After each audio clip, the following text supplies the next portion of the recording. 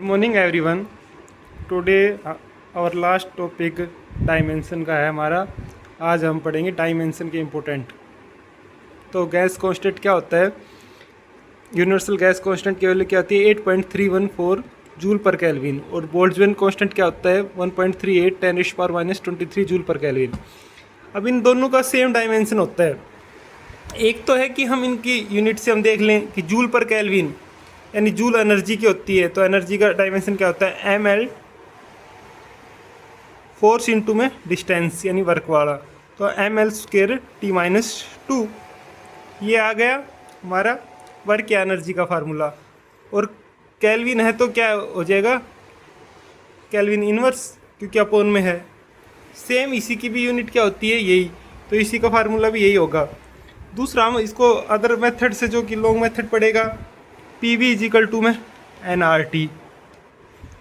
N की value हम 1 लेके चलें, आर तो हमने फाइंड आउट करना है, टी टेम्परेचर है, पी प्रेशर है, फोर्स पोन एरिया, वी वॉल्यूम है, एल की पावर 3।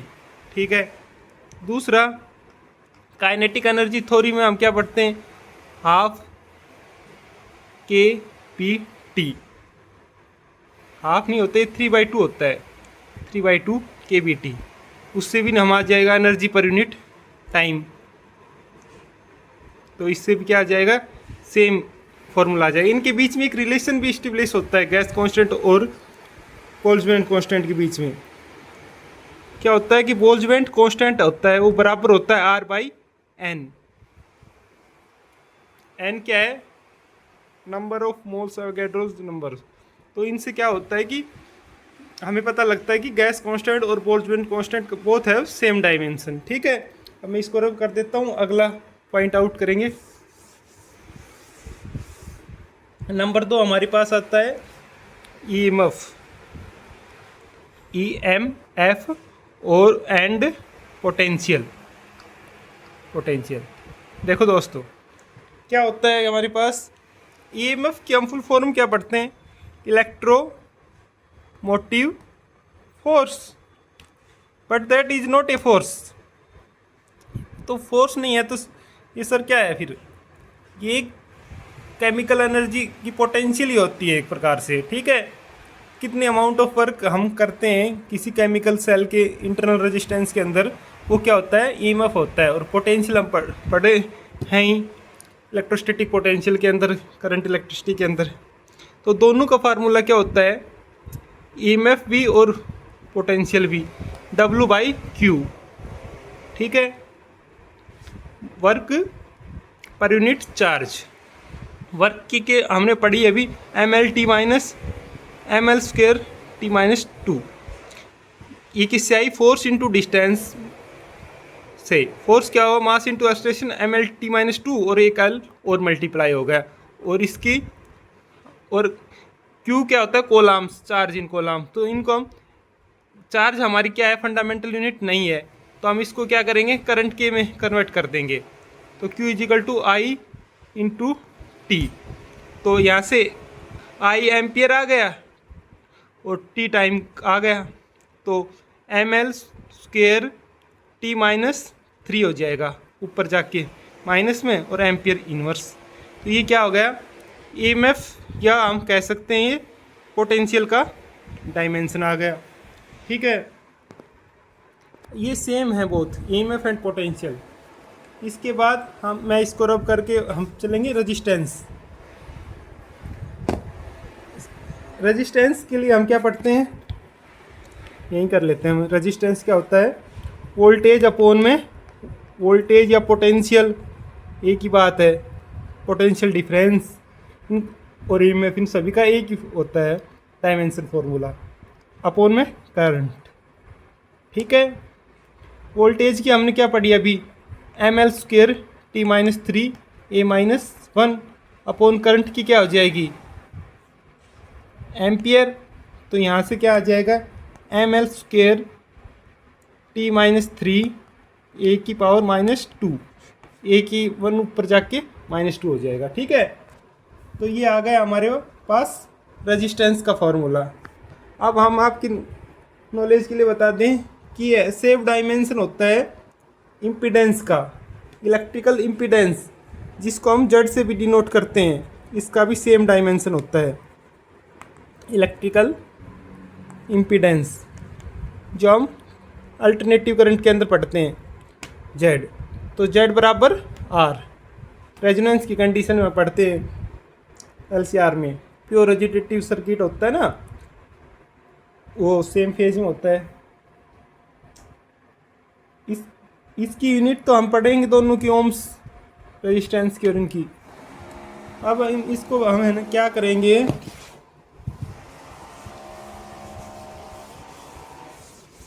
रब कर देता हूँ इसको।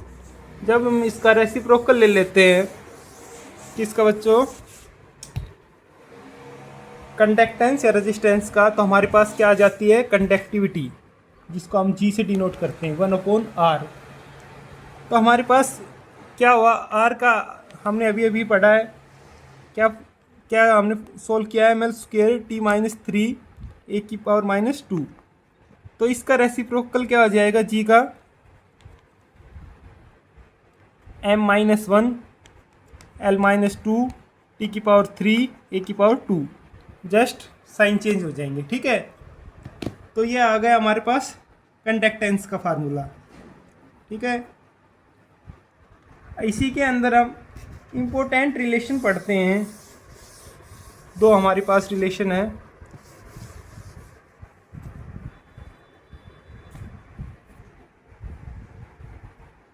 कि रेजिस्टेंस होता है वो √μ ε0। हम पढ़ के आए हैं कि μ0 का क्या है, परमेबिलिटी, और ε0 क्या है, परमिटिविटी, जिसको हम क्या μ0 को क्या बोल सकते हैं, मैग्नेटिक परमेबिलिटी, और ε0 को क्या बोल सकते हैं, इलेक्ट्रिकल परमिटिविटी। ओके, तो यहाँ से हम देखेंगे कि ये एक्सप्रेशन कई बार एग्जाम में, कॉम्पिटिटिव एग्जाम में आ सकता है। तो इसका डायमेंशन μ0 ε0 का √, होता है, और इसको हम जेड के बराबर भी लिख सकते हैं। तो यहाँ से हमें ये एक्सप्रेशन याद ना रहे तो हम इसको रेजिस्टेंस के डायमेंशन की इक्विवेलेंट करके फॉर्मूला निकाल सकते हैं। और वैसे आप इसको निकालना चाहें, खाली आपको पता नहीं कि क्या है, तो आप इसको लेके चलेंगे। तो क्या करेंगे आप, ε0 से अंदर मल्टीप्लाई करेंगे, डिवाइड करेंगे, तो ये क्या आ जाएगा, √μ ε0, और ये बाहर ε0 आ गया, ठीक है। अब आपको पता है C = 1/√μ0 ε0 होता है। तो ये क्या हो गया, C यानी वेलोसिटी का आ गया है, वो भी इनवर्स क्या होता है, μ0 ε0 1/LT-1। तो ये क्या आ गया, L इनवर्स और T आ गया। तो यहाँ से ये तो हम रख देंगे इसके बराबर L-1 और T, और ε0 की हमें निकालनी पड़ेगी। वो हम क्या निकालेंगे, फोर्स = 1/4πε0 Q1 Q2/r²। इससे ये क्या होगा, लेंथ ही पड़ जाएगा बहुत ज़्यादा। तो हमें ये डायरेक्ट रिलेशन याद रखना है कि R = में √μ0 ε0, ठीक है बच्चों। अब हम चलते हैं कि जब हम इसको इम्पीडेंस के बराबर रख के चलेंगे तो हम इसकी कंडक्टिविटेंस जो कि G की वैल्यू होती है, यहाँ नीचे लिख देता हूँ मैं, वो क्या होती है 1/r। तो दूसरे एक्सप्रेशन में ये ऐसे भी आ सकता है कि ये ε0/μ0 हो जाएगा, ठीक है। तो इसको आप डायरेक्ट लर्न कर लें तो बेनिफिट रहेगा, काफ़ी बार एग्जाम में ये आ जाता है, ठीक है। इसके बाद हम पढ़ते हैं self inductance and mutual inductance, both have same dimension.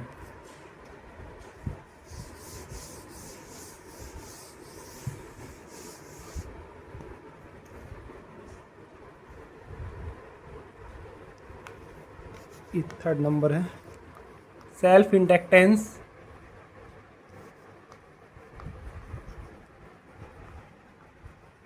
And mutual inductance, ठीक है। हम इलेक्ट्रोमैग्नेटिक इंडक्शन के अंदर पढ़ते हैं, इसकी यूनिट भी हेनरी होती है और म्यूचुअल इंडक्टेंस की भी। तो हम क्या पढ़ते हैं, L इज इक्वल टू में E D I by D T, ये पढ़ते हैं हम।